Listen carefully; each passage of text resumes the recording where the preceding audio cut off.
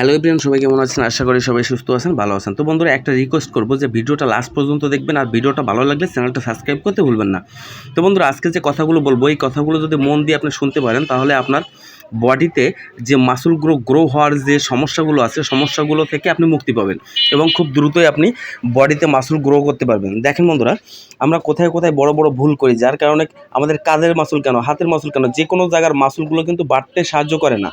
তো বন্ধুরা দেখেন, আমরা যখন ওয়ার্কআউট করি, তো ওয়ার্কআউট করার আগে আমরা যখন জিমে ভর্তি হই, জিমে ভর্তি হলে কিন্তু আমরা ব্যস্ত থাকি যে কীভাবে হাতটা মোটা বানাবো। এই ভুলটা, এই চিন্তাধারাটা আমাদের বদলে দিতে হবে। দেখেন বন্ধুরা, আমরা জিমে যাওয়ার সময় শুধু হাতের দিকে ফলো করি, মানে হাতটাকে নিয়ে চিন্তা করি। কেন বন্ধুরা? আপনার হাতটাকে মোটা বানাবেন, কিন্তু আর কোন মাসুলগুলো, আর যে মাসুলগুলো আছে সেই মাসুলগুলো কী দোষ করেছে? আপনারই তো বডি সেটা।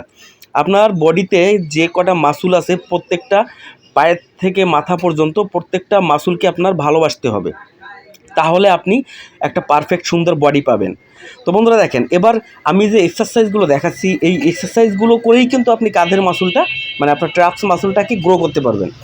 মানে এক্সারসাইজটা করতে হবে আপনাকে, কিন্তু আমি বলবো এক্সারসাইজটা থেকে গুরুত্বপূর্ণ বিষয় যে আপনাকে বুঝতে হবে, আপনাকে যে সায়েন্সটা ফলো করতে হবে, এই সায়েন্সটাকে ফলো না করলে কিন্তু আপনি কখনও সাকসেস হতে পারবেন না। তো এই জন্য এই ভিডিওটা খুবই গুরুত্বপূর্ণ, লাস্ট পর্যন্ত দেখবেন।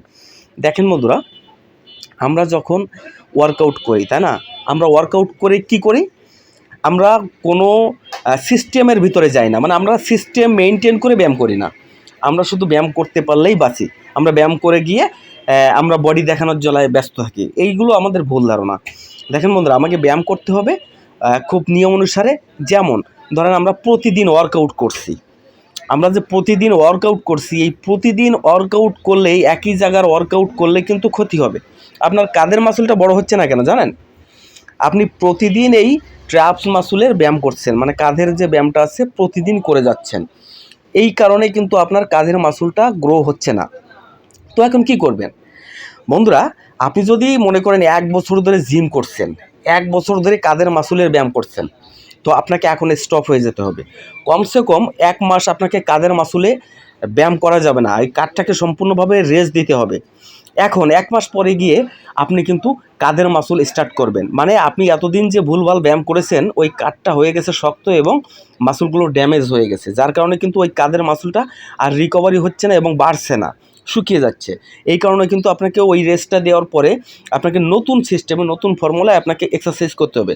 যেমন ধরেন, প্রতিদিন ওয়ার্কআউট করার ফলে, আমরা প্রতিদিন যদি কাঁধের মাসুলের ওয়ার্কআউট করি, আমাদের কি হতে পারে? আমরা প্রতিদিন কাঁধের মাসুলের ওয়ার্কআউট করার ফলে কিন্তু আমাদের যে টিস্যু আছে, আমাদের কাঁধের মাসুলের যে কোনো জায়গায় টিস্যু আছে, এই টিস্যুগুলো ড্যামেজ হয়। দেখবেন আমরা যে হাতের ব্যায়াম করলে কিন্তু হাতে পেইন হয়। এই কেন পেইন হয়?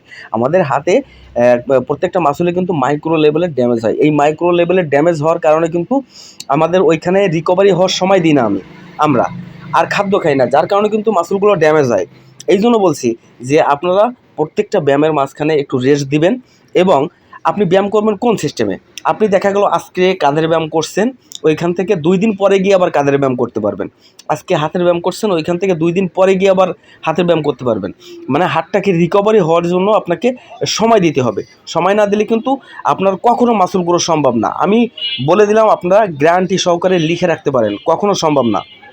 এই জন্য বন্ধুরা, এই নিয়ম অনুসারে ব্যায়াম করুন আর ভিডিওটা বেশি বেশি শেয়ার করুন। সবাইকে ধন্যবাদ, ভালো থাকবেন সবাই।